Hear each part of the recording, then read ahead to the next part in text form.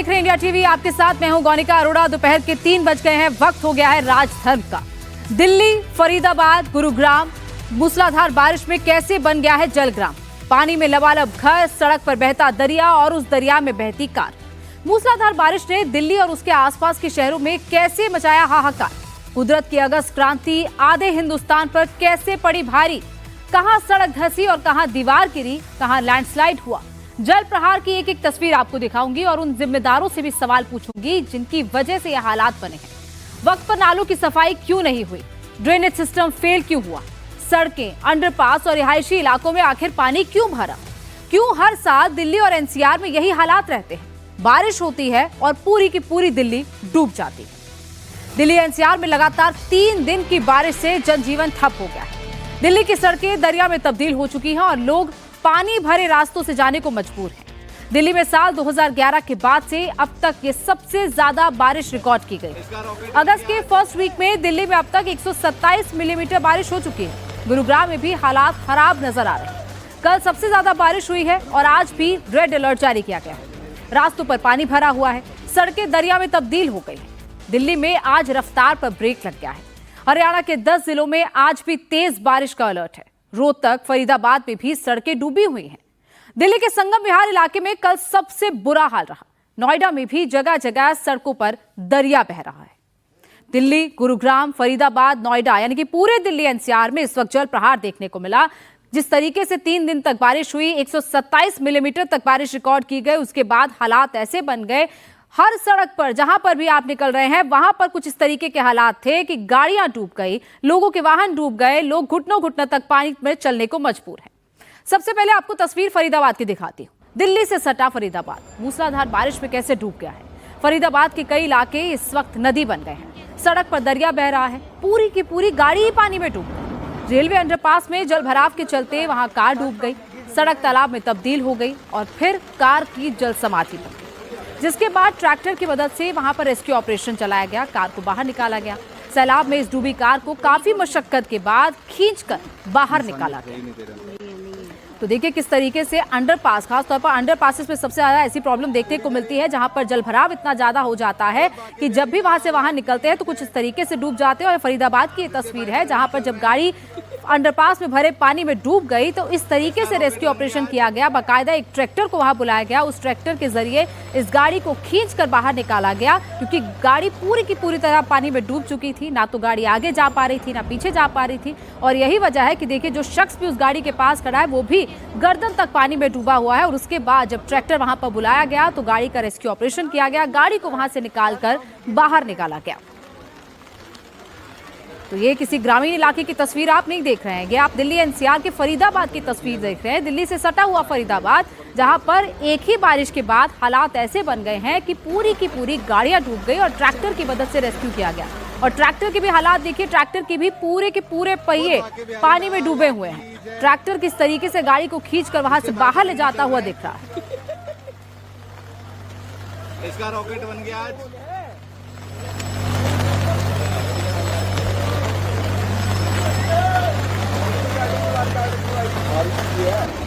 और ऐसे हालात के बाद सवाल यही उठते हैं कि आखिर वक्त रहते नगर निगम की तरफ से, प्रशासन की तरफ से कदम क्यों नहीं उठाए गए, मानसून की तैयारी क्यों नहीं की गई।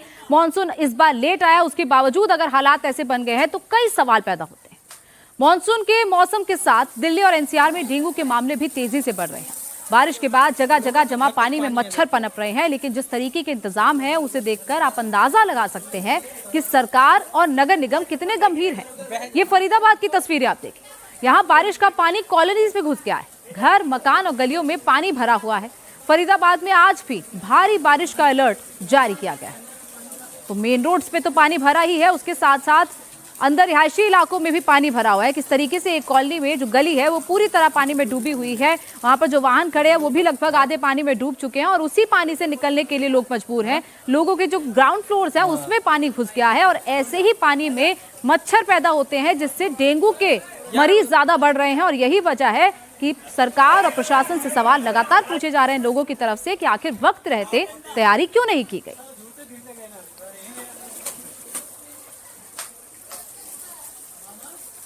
जो हाल फरीदाबाद का है वही देश की राजधानी दिल्ली का है।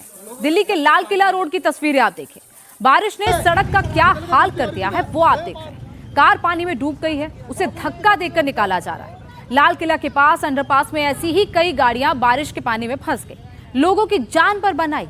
जैसे जैसे लोगों ने अपनी जान बचाई और अब कारों को निकालने के लिए वहां पर क्रेन की मदद ली जा रही है। तो ऐसे ही हालात 2 से 3 साल पहले भी बने थे, जब लाल किले के पास रोड पर इस तरीके से पानी भर गया था।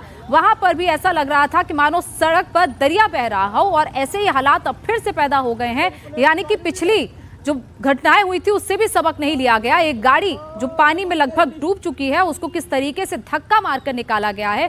जो शख्स इस गाड़ी में फंसा होगा उसकी क्या हालत हुई होगी। हालांकि वक्त रहते रेस्क्यू ऑपरेशन वहां पर चलाया गया ताकि गाड़ी को वहां से निकाला जा सके, लेकिन अगर मदद नहीं पहुंचती वक्त रहते तो किस तरीके के हालात बन सकते थे, आप अंदाजा लगा सकते हैं। तो शख्स है जो गाड़ी में बैठा हुआ है, वो किस तरीके से खिड़की से मदद मांग रहा है, और वहां पर ट्रैक्टर फिर बुलाया गया। ट्रैक्टर की मदद से जैसे फरीदाबाद में गाड़ी को निकाला गया, वैसे ही इस तरीके से दिल्ली में लाल किले के पास, ये सेंट्रल दिल्ली के पास का इलाका है, जहां पर इस तरीके से ट्रैक्टर की मदद से पानी से गाड़ी को निकाला गया। दिल्ली एनसीआर में पिछले 3 दिनों से लगातार बारिश हो रही है। आज भी रेड अलर्ट जारी किया गया है। पुरानी दिल्ली इलाके में इस वक्त जल भराव है। यमुना नदी का जलस्तर तेजी से बढ़ रहा है, जिसके चलते मेन रोड्स को कनेक्ट करने वाले रास्ते डूबे हुए हैं। साउथ दिल्ली के संगम विहार इलाके में जल भराव की समस्या आज भी बनी हुई है। तेज बारिश के चलते दिल्ली के कई इलाके डूबे हुए हैं। तस्वीरें लाल किला के बैक साइड एरिया की हैं। सड़कें डूब गई हैं, अंडरपास में पानी भरा हुआ है। दिल्ली के रिंग रोड की यह सड़क सबसे डूब जोन में तब्दील हो चुकी है। लाल किला के ठीक पीछे की यह सड़क अभी भी डूबी हुई है। 4 पंप लगाकर पानी निकालने का काम तेजी से चल रहा है, लेकिन अब तक पानी निकल नहीं पाया।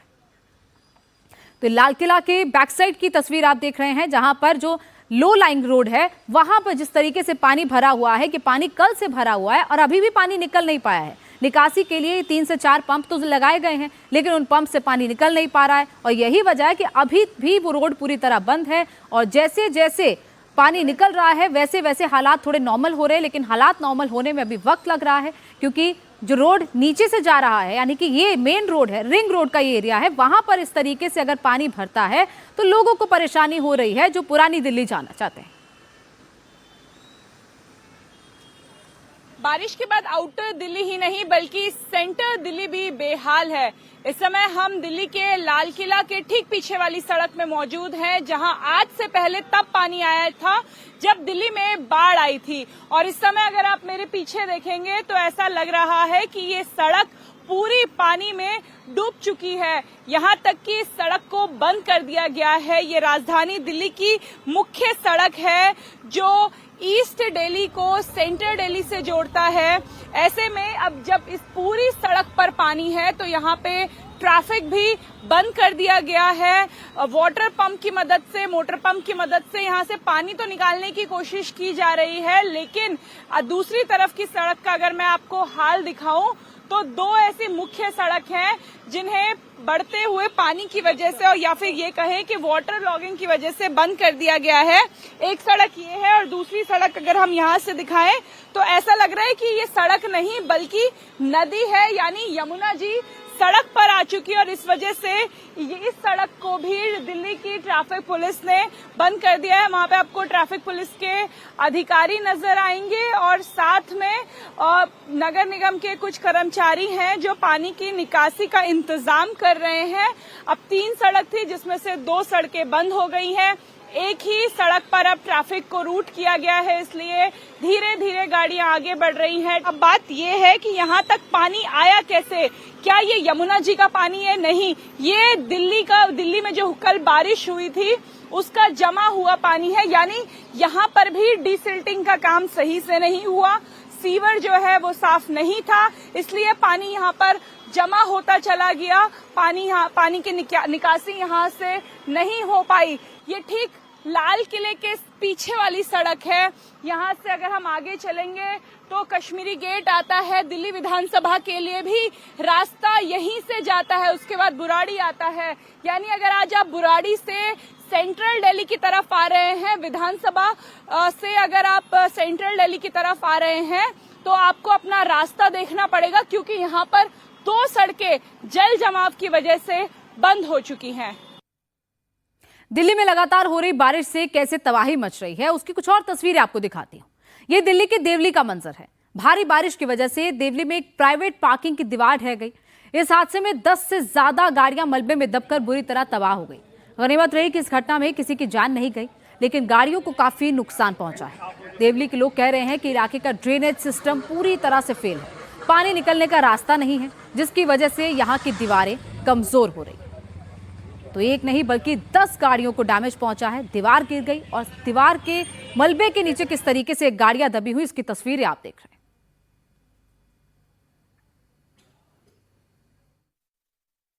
दिल्ली में जो लगातार बारिश हो रही है उसकी वजह से देवली इलाके में एक बड़ा हादसा हो गया और करीब 8 गाड़ियां एक दीवार गिरने से दब गई। ये एक प्राइवेट पार्किंग है जहां पर सीवर का काम भी चल रहा था बराबर में ही, और जब लगातार कल बारिश हो रही थी तो कल शाम ये जो दीवार है वो भर भरा कर इन गाड़ियों पर गिर पड़ी और करीब जो 8 गाड़ियां हैं वो पूरी तरह से डैमेज हो गई है। देखिए किस तरह से आपको नज़र आएगा कि गाड़ियों की हालत क्या है।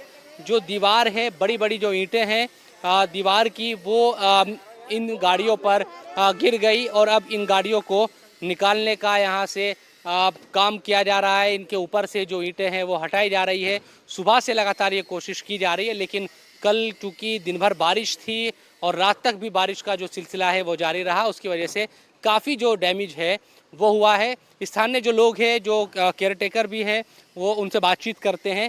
आप यहीं रहती थी, क्या नाम है आपका? संगीता। अच्छा, क्या हुआ अचानक से कि भाई इस तरह से भरभरा के पूरी दीवार गिर गई गाड़ियों पर? भाई देखो, बारिश कुछ तो बारिश की वजह से हुआ है। बारिश दिन रात बारिश हुई है, इतनी सालों से यहाँ पानी तो भरा नहीं है। अब ये कोई सीवर की वजह से गिरा है या एकदम से सीवर हुआ है जैसे, अब ये पता नहीं, सीवर भी लीक कर गया कुछ, तो धीरे धीरे पानी मरा होगा। पूरे इलाके में खुदाई चल रही है, आप चल रही है यहाँ पे, सब पूरा खोद रखा है। कोई गैस की लाइन डल रही है, कोई सीवर की लाइन डल रही है, तो गली तो खोखली होएगी और जगह जगह पानी भरा हुआ, रास्ता निकलने की सुविधा नहीं है, कुछ भी नहीं है। आपका नाम क्या है? आपकी भी गाड़ी है इसमें? हाँ जी, मेरी 2 गाड़ी हैं। कौन सी गाड़ी? एक इको है, एक वैन है। अच्छा, वैन तो बाहर निकाल दी और जो ऐसे नुकसान हो जैसे इसमें हुआ है ये पूरी खत्म हो गई है जी। यहाँ पे दुनिया आती थी, इतनी बाइक इतनी वो क्या नाम है जो है आराम से निकल जाती थी, पर इन्होंने रास्ता ऐसा बंद करा है, सारा ब्लॉक हो जाता है, पूरी गाड़ी नहीं लेके जा सकता कोई, और मतलब कि पैदल भी नहीं चल सकता पैदल। इतने परेशान है बच्चे, इतने परेशान। इस हादसे में बस ये कहा जा सकता है कि अच्छी बात यही रही कि कोई इन गाड़ियों में उस वक्त मौजूद नहीं था, कि कोई इन गाड़ियों को पार्क कर रहा उस वक्त, और उस वक्त गाड़ी पर अगर दीवार गिर जाती तो क्या होता। तो इनमें कोई जनहानि नहीं हुई, लेकिन 8 की 8 जो गाड़ियां हैं वो पूरी तरह से डैमेज हो गई है। दिल्ली के संगम विहार इलाके में भी हालात कुछ ऐसे ही हैं। लगातार बारिश के चलते पूरा इलाका डूब गया है। सड़कों पर दरिया बहने लगा है और जलभराव के बीच कई गाड़ियां खराब हो गई हैं। सड़क पर करीब 2 फीट तक पानी भर गया। लोगों को आवाजाही में दिक्कत होने लगी। लोग कमर तक पानी से होकर गुजरने को मजबूर हुए हैं। तो दिल्ली के संगम विहार की तस्वीरें आप देख रहे हैं, जहां पर सबसे बुरा हाल कल हुआ। जो 127 मिलीमीटर बारिश हुई है, उसके बाद कमर तक पानी भर गया। लोगों के वाहन बंद पड़ गए और घुटनों तक पानी, कमर तक पानी भरा हुआ है, जिसके बीच में लोग चलने को मजबूर है। और पानी अभी आज तक भी भरा हुआ है, अभी तक पानी वहां से निकला नहीं है। कोई ड्रेनेज सिस्टम नहीं है। लोग परेशान हैं, जिन्हें पे काम पर जाना है वो उस पानी से निकलने को मजबूर हैं। और जब इस तरीके से पानी भर जाता है तो वहां पर बीमारी फैलने की भी आशंका होती है, और यही वजह है कि इस वक्त वहां पर लोग परेशान हैं। देखिए, किसी की बाइक तक पूरी तरह डूब गई है। और संगम विहार इलाका, जहां पर रिहायशी इलाके में इस तरीके से पानी घुसा हुआ है, वहां पर मार्केट में पानी घुसा हुआ है, जिसके चलते लोग परेशान हैं। राजधानी दिल्ली में बीते 3 दिनों से लगातार बारिश हो रही है। आज यानी शनिवार के लिए भी मौसम विभाग ने बारिश का अलर्ट जारी किया है। कल 7 अगस्त को दिल्ली में पूरे दिन भर बारिश हुई, जिसके बाद दिल्ली के अलग अलग इलाकों में जल जमाव, जल भराव की स्थिति पैदा हो गई। इस समय हम दिल्ली के संगम विहार इलाके में मौजूद हैं, जहां पर अभी भी सड़कों में पानी भरा हुआ है। नालियां पूरी तरीके से जाम हो चुकी हैं। बारिश के बाद जब यहां पे पानी भरा तो नालियां चौक हो गई, पानी सड़कों पर आ गया। लेकिन ये स्थिति केवल दिल्ली के संगम विहार की नहीं है। राजधानी दिल्ली के कई ऐसे इलाके रहे जहां कल दिन भर की बारिश के बाद इसी तरीके से वाटर लॉगिंग देखने को मिली। दिल्ली में सरकार बदल चुकी है, लेकिन तस्वीर वही पुरानी है। पुल प्रहलादपुर में भारी बारिश की वजह से अब तक सड़कों पर जलभराव की स्थिति देखी। सड़क पर इतना पानी भर गया कि कई गाड़ियां खराब होकर वहीं फंस गई हैं। और यहाँ पर पानी निकालने के लिए एमसीडी और मेट्रो के कर्मचारी लगे हुए जरूर दिखे, लेकिन पानी अब तक निकला नहीं है। और ये पुल प्रहलादपुर की तस्वीरें हर बार ऐसी ही होती हैं। हर बार यहाँ पर पानी इतना ही कई फीट तक भर जाता है, लेकिन वहाँ पर किसी भी तरीके के सुधार किसी भी मानसून से पहले नहीं देखने को मिले हैं। फिर चाहे वो आम आदमी पार्टी की सरकार हो या बीजेपी की सरकार है, अभी तक भी हालात सुधरे नहीं हैं। हर बार यही स्थिति देखने को मिलती है। जो लोग वहाँ पर झुग्गी झोपड़ी में रहते हैं उनके घरों में पानी घुस जाता है, और जो लोग वहाँ से निकलते हैं उनके वाहन पानी में डूब जाते हैं।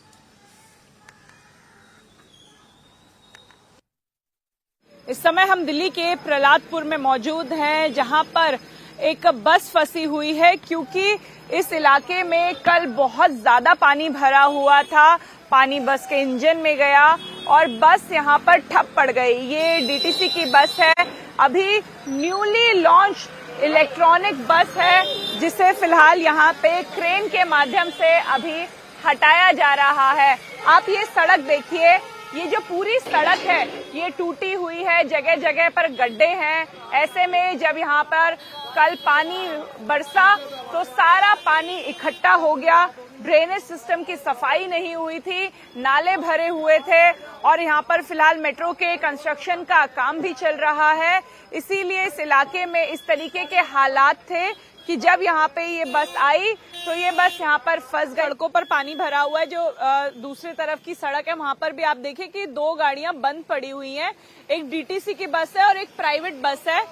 फिलहाल यहाँ पर पानी इतना ज्यादा भरा हुआ है कि अभी भी पानी निकालने के लिए यहाँ पे जो नगर निगम के कर्मचारी हैं या फिर मेट्रो कंस्ट्रक्शन करने वाले कर्मचारी हैं, उन्होंने यहाँ पर बीच में सीवर का गड्ढा खोला है ताकि ये पानी की निकासी यहाँ से हो सके। होना आगे भी पूरी सड़क ये टूटी हुई है।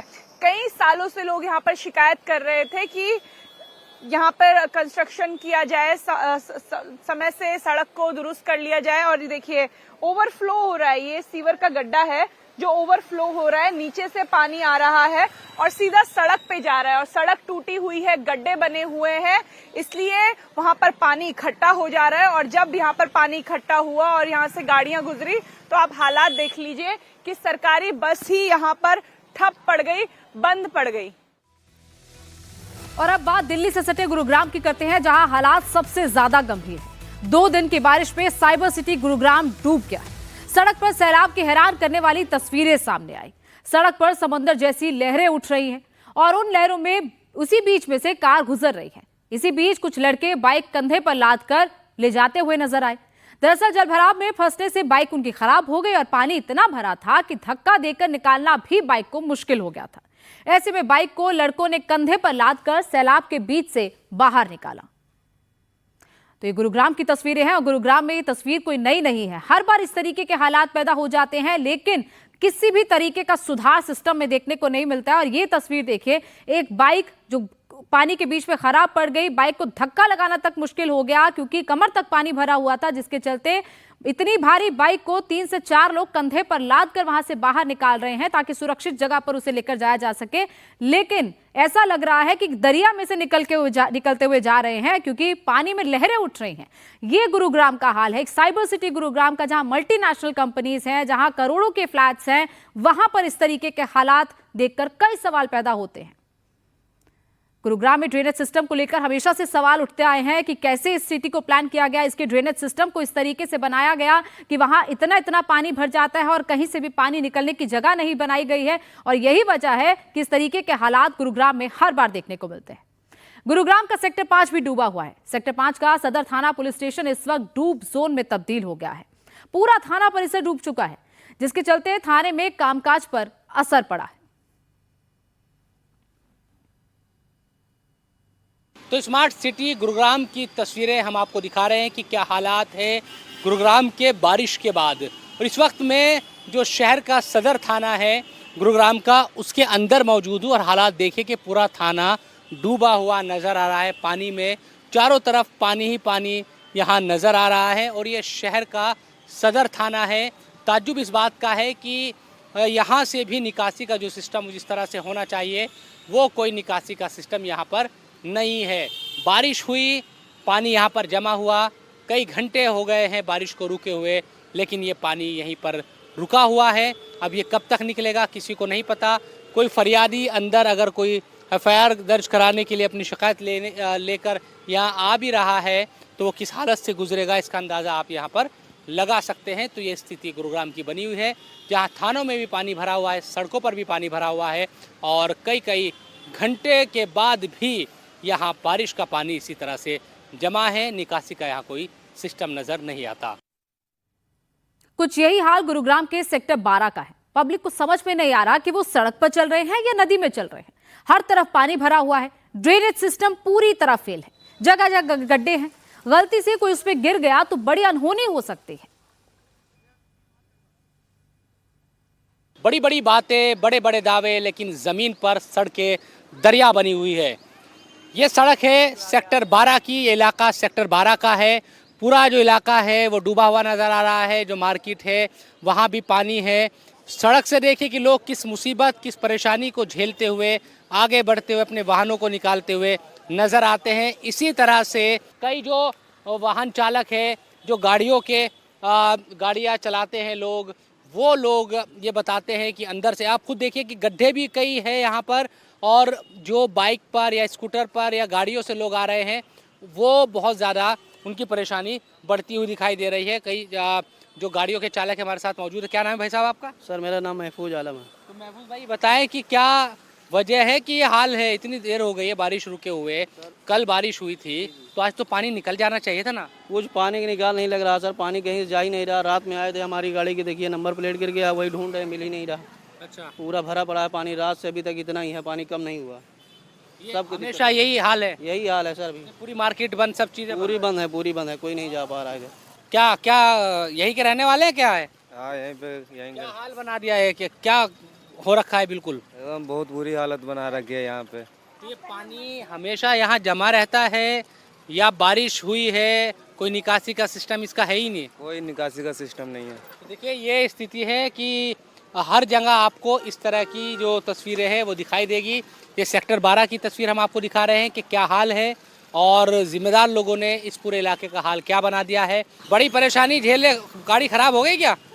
गाड़ी तो खराब नहीं हुई है, लेकिन बहुत बुरा हाल है गुड़गांव का। बहुत ज़्यादा गड्ढे हैं, मतलब मरते मरते बचे हैं। आपके सामने गाड़ी निकाल के ले आ रहा हूँ। मतलब ये है कि आदमी को ड्यूटी करना दुश्वार, आदमी का रहना, आम लोगों को यहाँ से निकलना सबसे बड़ा समस्या बन चुकी है। लोग कैसे घर से निकले, कैसे ड्यूटियाँ करें, अपनी ड्यूटी भी नहीं कर पा रहे, अपना जीवन व्यापन करने के लिए कहीं जा रहे वो भी नहीं कर पा रहे। बाइक तो ख़राब होती है, प्लस में गड्ढा कहीं पे है, गिर जाता हूँ। ऐसे तो सिचुएशन आती रहती है यहाँ पे, और गड्ढा दिखता नहीं है।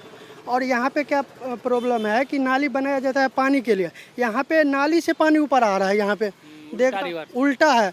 मैं कितना जगह देख रहा हूँ कि जैसे कि पानी तो है, ठीक है, नाली में जाएगा कहाँ से? नाली तो भरा हुआ है ऑलरेडी, नाली से फ्लो होकर ऊपर आ रहा है पानी। ऐसा स्थिति है यहाँ पे। देखिए ये परेशानी है और हमारा जो मकसद है वो यही है कि कम से कम नगर निगम सिर्फ दावों तक महदूद ना रहे, वो उन दावों पर, अपवादों पर अमल भी करे। हर साल की तस्वीर है, लोगों की परेशानी बढ़ती है और इसी तरह की दिक्कतों से वो जूझते हुए नजर आते हैं। दिल्ली के करीब साइबर सिटी गुरुग्राम में भारी बारिश की वजह से जनजीवन बुरी तरह प्रभावित हुआ। तेज बारिश के चलते शहर की रफ्तार धीमी पड़ गई है। बारिश के बाद गुरुग्राम के फवारा चौक पर भीषण जल भराव हुआ, सड़कें तालाब बन गई हैं। लोग बारिश के पानी के बीच से गुजरने को मजबूर हैं। मौसम विभाग ने आज भी गुरुग्राम में भारी बारिश का अलर्ट जारी किया है। गुरुग्राम जहां पर इस तरीके के अंडरपासेस बनाए गए थे ताकि ट्रैफिक को किसी तरीके से कम किया जा सके, ट्रैफिक डाइवर्ट हो पाए, कुछ रोड पर जाए, कुछ अंडरपासेस के थ्रू निकल पाए। लेकिन अब ऐसे अंडरपासेस ही बंद हो जाते हैं क्योंकि उनमें पानी भर जाता है जब इतनी बारिश होती है। और यही वजह है कि अब रोड से निकलने को मजबूर है लोग, लेकिन उस रोड पर भी इतना पानी भरा हुआ है कि रोड के सिर्फ एक हिस्से से लोग निकल रहे हैं। पूरी तरह तालाब बनी हुई ये सड़कें इस वक्त गुरुग्राम साइबर सिटी में दिखाई दे रही हैं। गुरुग्राम में नजर आता है कि कई घंटे बीत चुके हैं बारिश रुके हुए, लेकिन देखिए कि पूरा आपको जो सड़क है वो इसी तरह से नजर आएगी। और मैं पुलिस लाइन है गुरुग्राम में उसके बाहर मौजूद हूँ और ये देखिए कि पुलिस लाइन के अंदर भी पानी भरा हुआ है। तो वो पूरा जो सारा पानी है वो इस एक छेद यहाँ पर बना दिया गया है, उसके जरिए सड़क पर आ रहा है। ताज्जुब ये है कि कोई ऐसा सिस्टम नहीं कि भाई सिविल लाइन में अगर ये पुलिस लाइन में अगर पानी भरा है तो उसको किसी ऐसी जगह नाले के जरिए उसको बाहर निकाला जाए, बल्कि इसको सड़क पर यहाँ लगातार निकाला जा रहा है और इसकी वजह से सड़क पर यहाँ पानी ही पानी भरा हुआ है। लोगों की जो परेशानी है वो बढ़ रही है। अभी सुबह से बारिश नहीं हुई है, लेकिन हालात देखिए तब भी कि साइबर सिटी ये गुरुग्राम के हाल है, जिसको लेकर हर साल हम देखते हैं कि अलग अलग दावे किए जाते हैं और प्रशासन सरकार ये कहती है कि अब सिस्टम को सुधार लिया जाएगा। लेकिन सोचिए कि इसकी बसावट इस शहर की जब इसकी की गई थी तो किस तरह के हालात उस वक्त रहे होंगे। क्या इन तमाम रणनीति को लेकर कोई काम किया ही नहीं गया था, और उसी का आज भुगतान तमाम जो जनता है गुरुग्राम की वो करती हुई नजर आ रही है। तो पानी पानी चारों तरफ है, पुलिस लाइन के बाहर हर तरफ पानी पानी भरा हुआ है। लोग बेहद परेशान हैं, खासतौर पर जो लोग मैंने बताया कि काम के लिए निकले हैं। कुछ लोग हमारे साथ भी मौजूद है। मैं देख रहा हूँ कि क्या हाल है आपके शहर का। ये हर साल इस तरह के हाल बन जाता है। जो ये हाल है ना, गुड़गांव एमसीजी और यहाँ के विधायक जो भी है उनकी मिली है, ये सब पैसे खाने का जुगाड़ है। काम नहीं होता, काम हो तो ये पानी नहीं भरेगा। जो सड़कें हैं वो तालाब में तब्दील हो जाती है और लोग परेशान होते हुए दिखाई देते हैं। टेम्पू जो चालक है वो लगातार शिकायत करते हैं कि हमारे टेम्पू बंद हो रहा है, गाड़ियां बंद हो रही है। और सोचिए कि बहुत सारे क्या ये बता रहे हैं कि पीछे कोई वाहन वो खराब हुआ है, डूब गया है। ये स्थिति यहाँ पर है। और अब आपको नोएडा का नजारा दिखाते हैं। ये नोएडा के सेक्टर 95 की तस्वीरें देखिए। बारिश के बाद नोएडा सेक्टर 95 की सड़कें समंदर बन गई हैं और ये हाल सिर्फ सेक्टर 95 का नहीं बल्कि ऐसा ही आलम नोएडा के कई इलाकों का है। हर तरफ पानी भरा हुआ है, ड्रेनेज सिस्टम का पता नहीं। सवाल यह है कि इसमें अगर कोई हादसा हो जाए तो उसका जिम्मेदार कौन होगा। तो देखिए एक ऑटो वहां से निकल रहा था और इतना पानी भरा हुआ है कि उसमें ऑटो बंद पड़ गया। जो लोग दोपहिया वाहनों पर चल रहे हैं उनके वाहन बीच में बंद पड़ जा रहे हैं, उसके बाद धक्का निकाल के वहां से निकलना पड़ रहा है। और कई जगह पर हालात ऐसे हैं कि कमर कमर तक पानी भरा हुआ है, जिसमें से देखिए लोग बाइक को धक्का लगाते हुए निकल रहे हैं। किसी की गाड़ी बंद पड़ जा रही है और जब गाड़ी बंद पड़ जा रही है तो उसी के पीछे इतना ट्रैफिक जाम लग जाता है कि उस ट्रैफिक को खुलवाते खुलवाते कितना वक्त लग जाता है। तो ये नोएडा की सेक्टर 95 की तस्वीरें आप देख रहे हैं और नोएडा के कई सेक्टर्स में कल ऐसे ही हालात देखने को मिले हैं। कई जगह से पानी फिलहाल निकल चुका है, लेकिन अभी भी कई जगह पर हालात ऐसे ही क्रिटिकल बने हुए हैं और लोगों के ऑफिस जाने का, ऑफिस से घर जाने का वक्त होता है और उस वक्त ऐसे हालात जब बन जाते हैं तो जाहिर तौर पर आम जनता को परेशानी होगी और लोग ये सवाल पूछेंगे कि आखिर मानसून से पहले तैयारी क्यों नहीं की गई, नगर निगम ने, प्रशासन ने आखिर क्या किया।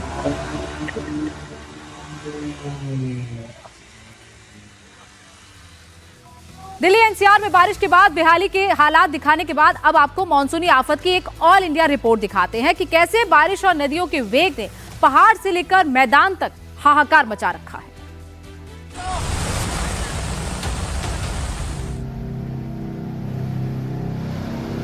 ज्यादा पानी हो रहा है।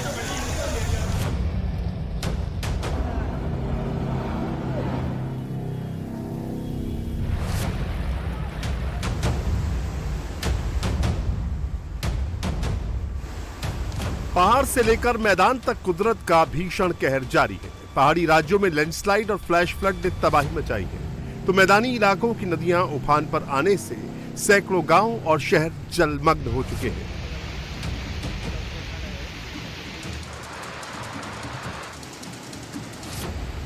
रुद्रप्रयाग में अलकनंदा और गंगा नदियां उफान पर हैं।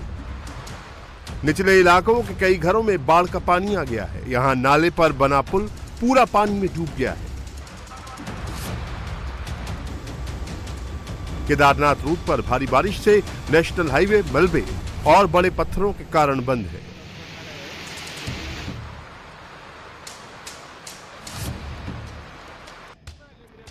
हरिद्वार में भी गंगा नदी का जलस्तर तेजी से बढ़ रहा है।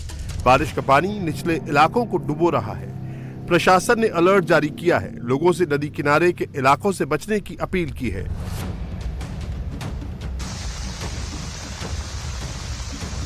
उत्तराखंड के 4 जिलों में भारी बारिश का येलो अलर्ट जारी किया गया है। इन जिलों में रुद्रप्रयाग, चमोली, टिहरी और बागेश्वर शामिल हैं। पहाड़ों में लैंडस्लाइड और पत्थर गिरने के चलते चारधाम और गंगोत्री क्षेत्र में कांवड़ यात्रियों से गैर जरूरी यात्रा से बचने और सतर्क रहने की अपील की गई है।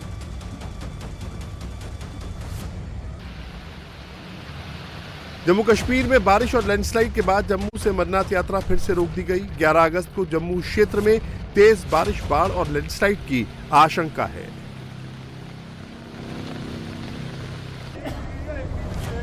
उधमपुर के रामनगर में भारी बारिश के बाद अचानक आई बाढ़ से पति और पत्नी नाले के तेज बहाव में बह गए।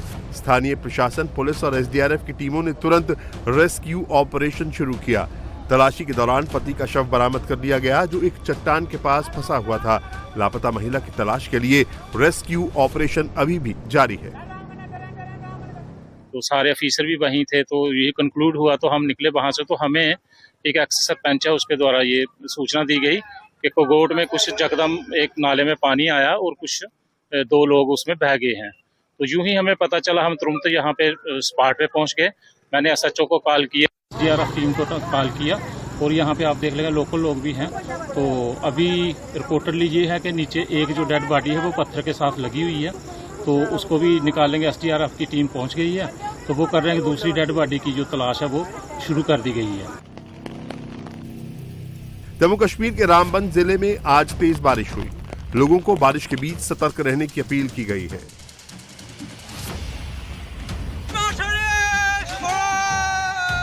असम में बाढ़ की स्थिति अब भी गंभीर बनी हुई है।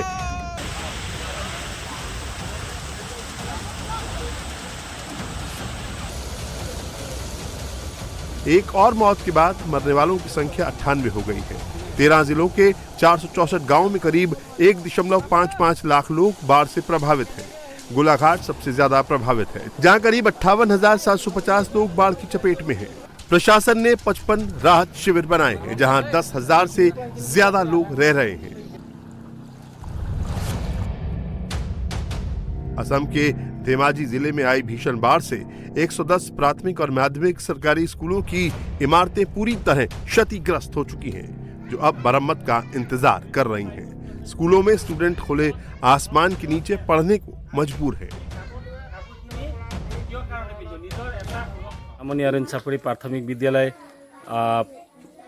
पूरी तरह से तहस नहस हो गई थी और अभी फिलहाल हम लोग को इस स्कूल को विद्यार्थी के पढ़ाने के लिए कुछ प्रॉब्लम हम लोग को हो रहे थे। तो हम लोग का गांव की तरफ से जो मॉडल आंगनबाड़ी एक स्कूल थे, उस स्कूल में अभी अगस्त 1 तारीख से हम लोग को यहाँ का समाज लोग एक साथ जुटकर पूरी सफाई वफाई करके हम लोग को ये आंगनबाड़ी मॉडल आंगनबाड़ी स्कूल में पढ़ाने के लिए हम लोग को सुविधा कर दिए थे। जल प्रहार से मैदानी इलाकों में भी हाहाकार मचा है। राजस्थान के सीकर में वाटरफॉल से पानी ओवरफ्लो होने के चलते रिहायशी इलाके डूबे हुए हैं। लोगों के घरों में पानी घुस गया है। सरकारी बिल्डिंगें बाढ़ की चपेट में हैं। हरियाणा के झज्जर के हालात देखिए। लगातार बारिश के बाद शहर के कई मेन चौक चौराहे और सड़कें तालाब बन गई हैं। वाहन पानी में रेंगते हुए दिखाई दिए। आमजन के साथ स्कूल जाने वाले बच्चों को भी भारी परेशानी का सामना करना पड़ रहा है। 7 अगस्त की सुबह 8 बजे से 8 अगस्त सुबह 8 बजे तक झज्जर तहसील में 126.8 mm बारिश दर्ज की गई। राजस्थान के बाद बिहार की तस्वीरें आपको दिखाते हैं। नेपाल की बारिश से पूर्वी चंपारण में बाढ़ का खतरा मंडरा रहा है। कई गांव जलमग्न हो गए हैं। बड़े पैमाने पर फसलें नष्ट हुई हैं और लोगों का जीना मुहाल हो गया है। मोतिहारी में उफान पर चल रही पासाह नदी ने कई जगहों पर तटबंध तोड़ दिया है, जिससे कई ग्रामीण बस्तियां जलमग्न हो गई हैं। पूरा धान डूब गया है। पूरा इधर महुआ, पुरनिया, बेलहिया सब तरह का धान डूब गया है। महुआ में बाढ़ आ चुका है। यहाँ पे कई सारी फसलें बर्बाद हो चुकी है। यहाँ पे महुआ जाने के लिए कोई भी रास्ता नहीं है। यहाँ से आने में बहुत सारी कठिनाइयाँ होती है। बहुत सारी पब्लिकों को समस्या का समाधान करना पड़ता है। कई सारी प्रॉब्लम झेलना पड़ता है। पटना जिले के मोकामा में जल भराव के बाद लोगों ने अनोखा प्रदर्शन किया। जल जमाव से परेशान लोगों ने अधिकारियों का ध्यान खींचने के लिए पानी से भरी सड़क पर ही धान रोप दिए। मोकामा नगर परिषद इलाके में लगातार बारिश और पानी की निकासी का सही इंतजाम न होने की वजह से सड़कों और रिहायशी इलाकों की गलियों में घुटने तक पानी भर गया है। यूपी में भी बारिश ने लोगों की परेशानी बढ़ा दी है। वाराणसी में गंगा नदी का जलस्तर तेजी से बढ़ रहा है। काशी में घाट से सटे मंदिर डूबे हुए हैं। लगातार बारिश और सैलाब के चलते गंगा नदी उफान पर है। पानी बढ़ने के चलते अलर्ट जारी किया गया है। काशी में गंगा का जलस्तर बढ़ने से घाट डूब गए हैं और 84 घाटों का संपर्क टूट गया है। 50-60 छोटे मंदिरों में भी पानी घुस गया है। यूपी में 25 दिनों से जारी भारी बारिश से नदियां उफान पर हैं। आज यूपी के 63 जिलों में बारिश का अलर्ट है। यूपी में फिलहाल बारिश थमती हुई नहीं दिख रही है। आने वाले दिनों में भी ये सिलसिला जारी रहेगा।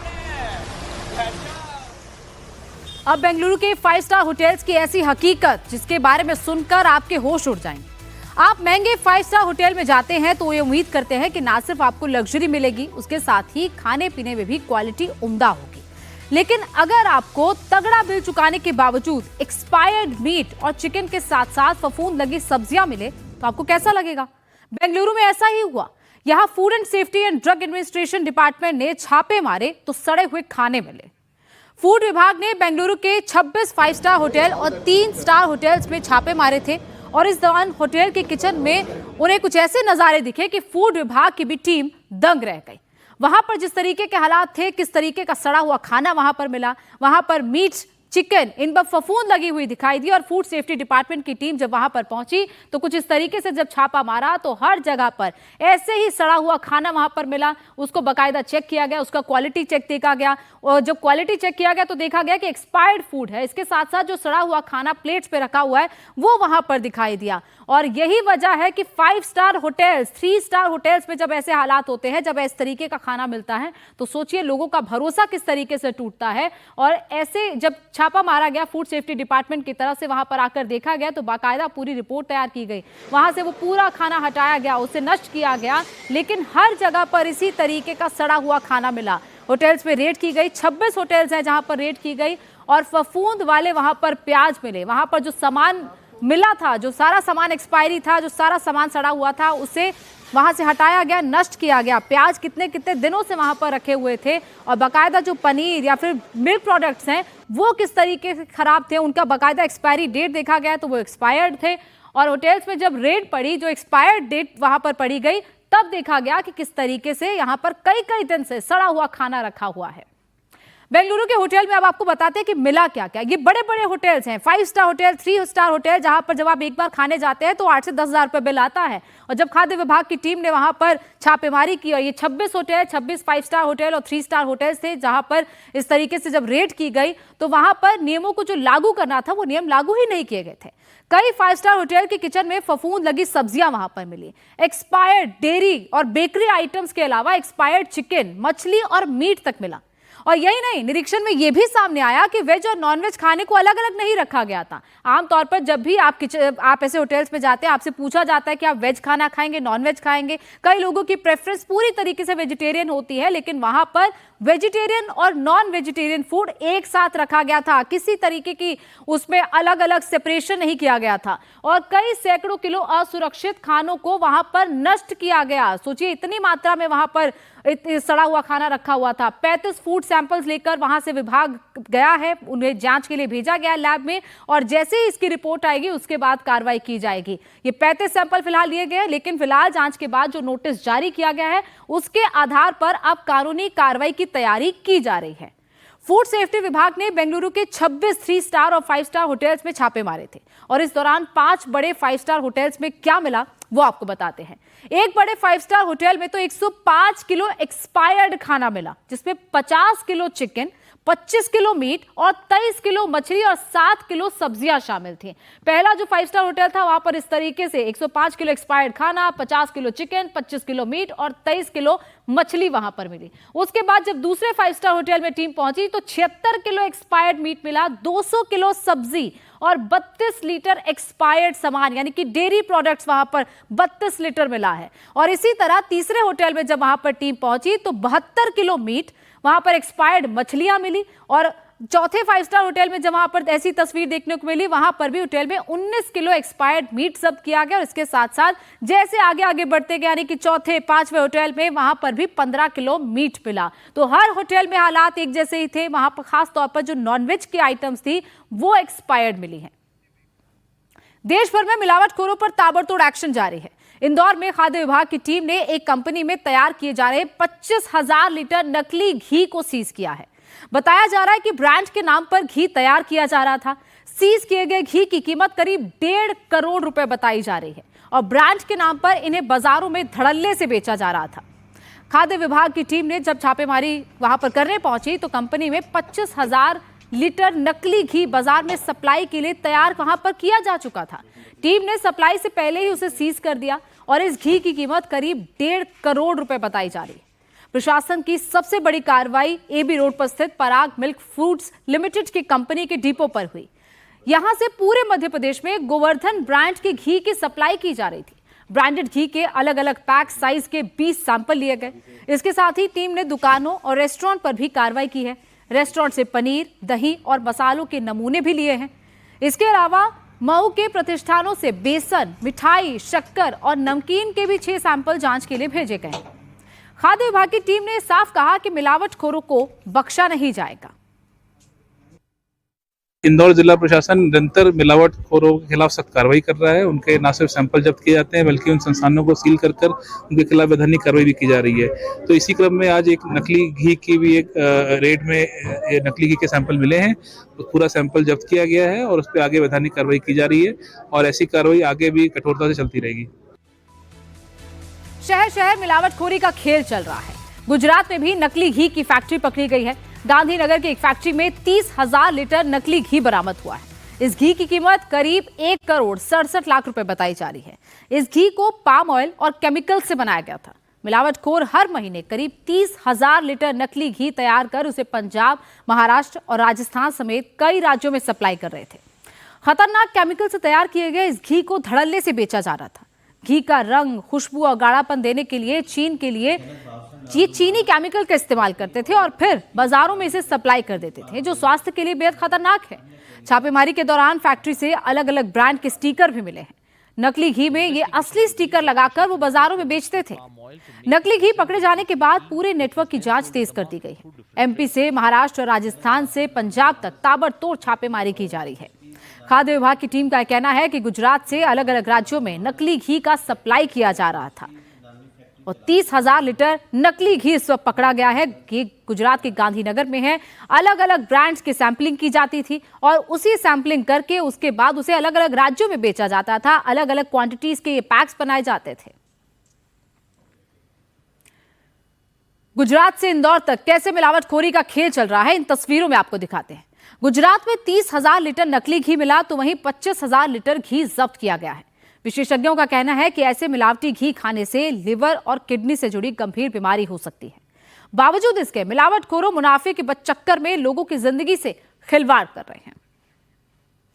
तो ये अलग अलग जगह पर किस तरीके से मिलावटखोरी चल रही है और ऐसा नहीं है कि कोई लोकल ब्रांड स्टिकर लगाकर बेचा जा रहा है, बल्कि बड़े बड़े ब्रांड्स उनका स्टिकर लगाकर बेचा जाता है। लोगों का भरोसा इस तरीके से तोड़ा जाता है।